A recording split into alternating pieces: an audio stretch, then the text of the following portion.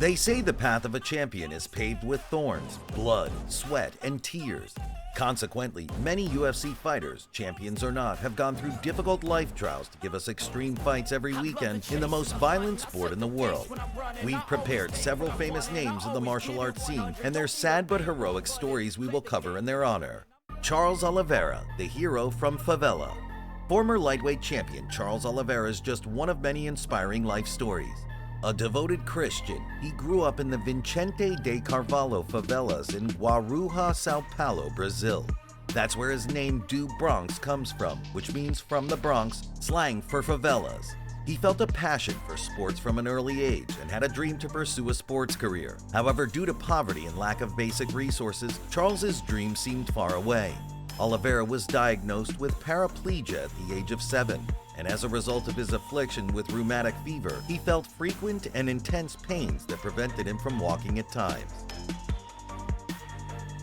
Regardless of the doctor's comment that he would not be able to play sports, Charles's champion mentality was present even in his younger days. Despite the forecasts, do Bronx started BJJ at 12 and became the São Paulo champion in just 2 months. Oliveira never let illness and poverty define him and became one of the most inspiring Brazilian sports figures, crowned with a lightweight belt and the record for the most submissions in the UFC. Jorge Masvidal, the street fighter. He fights all the time he fights, Jorge's father described his son, a father who immigrated from Cuba to Miami on an unreliable raft. Now we see where Jorge's martial mentality and hunger come from. Jorge Masvidal has now been arrested in connection with a shooting. Yeah, it happened at his home in Southwest Miami-Dade. Unfortunately, his father was arrested and sentenced to 18 years, and Jorge, full of anger because of his father's absence, was left to live with his mother in a bad neighborhood. The mother lied that the father was in the army, working 2 jobs to feed her son. Prone to fights even when he was small, he did not fit into society at all and did not know English. Masvidal fell in love with boxing, Thai boxing, and wrestling, and decided to make a name for himself in street and backyard fights.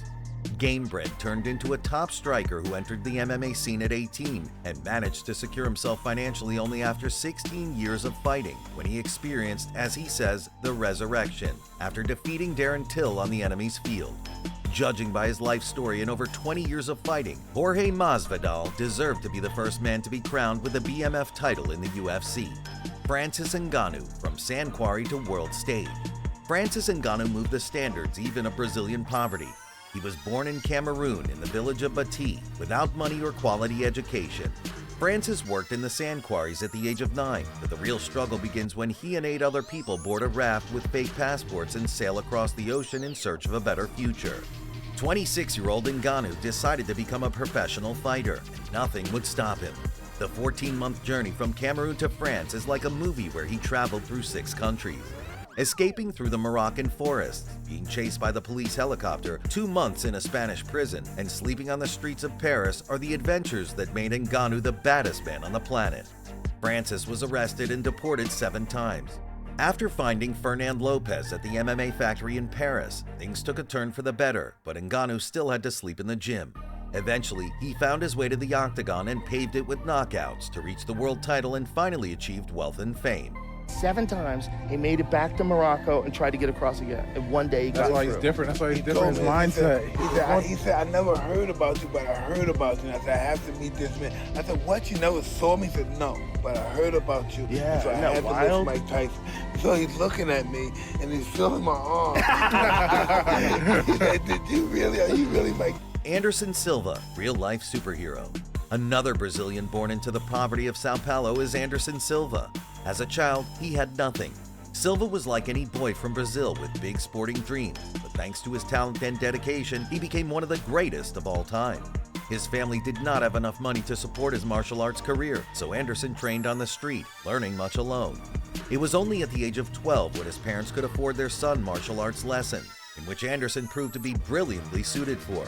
When he reached a mature age, he started competing in MMA fighting in smaller organizations, but MMA fights couldn't pay the bills, bringing Silva to work at McDonald's in parallel with his fighting career.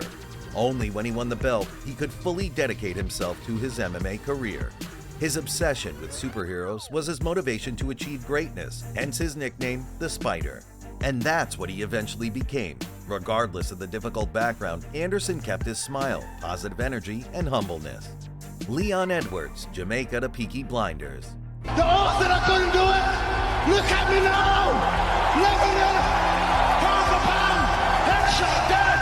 That's it! A wooden shack with a zinc roof in the poor part of Kingston was the home of Leon Edwards and his family before they decided to escape to England. However, life in Birmingham was far from comfortable. Edwards' father, a gang leader, was shot in a nightclub when Leon was 13. Traumatic situations led him deeper into the abyss as Leon got involved in gang activities, selling drugs, shootings, robberies, and stabbings, but also fights at school. Angry young Leon was arrested several times. He got into life-threatening situations very often. It was only a question of when he would end up like his father. However, his mom is the hero of this story, who repeatedly took him out of the police station and persuaded him to focus his energy on training and enrolled him in martial arts classes. Correctly directed negative energy brought him to the UFC at 23, and we all know who Rocky is and where he is today. Henry Cejudo, from poverty to gold. Double champ, gold medal at the Olympics, and world-level achievements are the things that go through everyone's mind when they hear the name Henry Cejudo. However, things were not always golden for him because the only way to escape from poverty Henry saw in fighting.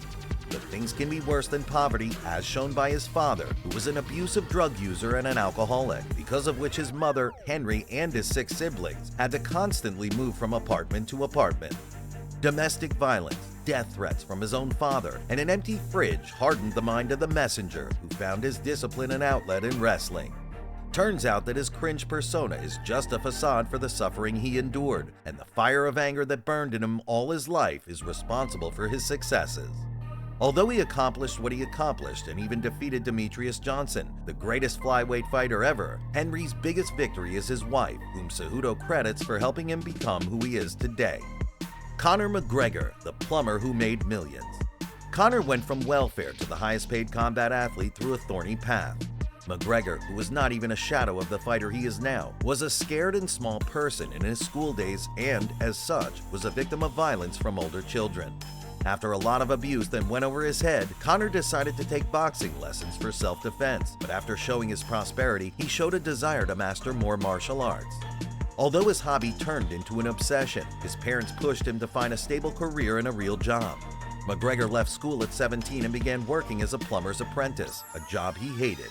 After only 8 months of work, Conor came home and told his father that he wanted to become a professional fighter and a millionaire, but as a result, his father scolded him and threw him out of the house. Luckily, Conor had his Dee Devlin, who was full of support in the darkest days. Together, they lived on a $235 welfare check, and although things were far from good, Dee took care of his diet, was an extra motivation, and kept repeating, "Conor, it's okay, you can do it." And Conor did it. After 5 years of professional competition, 14 matches with 11 knockouts, and years of training and hard work in poor financial conditions, everything changed when Conor signed a UFC contract and began writing history. Dustin Poirier, the thoroughbred fighter. The man who was always ready to bring violence to the fans in the octagon is Dustin Poirier, and his path to glory hasn't been an easy one. Driven by anger over his parents' divorce, Dustin got more into fights than anywhere else. Classrooms, hallways, the schoolyard, it didn't matter at all. The school was out of his focus. He was kicked out for having too many scraps, which Dustin says he loved regardless of the outcome. His neglect of education landed him in a juvenile detention center that was supposed to fix him and direct him to school, but Dustin was incorrigible. The only light in his life was his current wife, Jolie. Without any ambitions, Poirier also worked at McDonald's but spent his days in vain. The only path he saw was becoming a fighter, and we all know how that played out because, as Diamond says, some people just aren't for the education system, and he learned that the hard way. The fight that got him into trouble finally became his bread on the table, and he filled the empty void within. Years and years later, Dustin fights against the world's toughest fighters and stands high on the list of the best fighters in the world.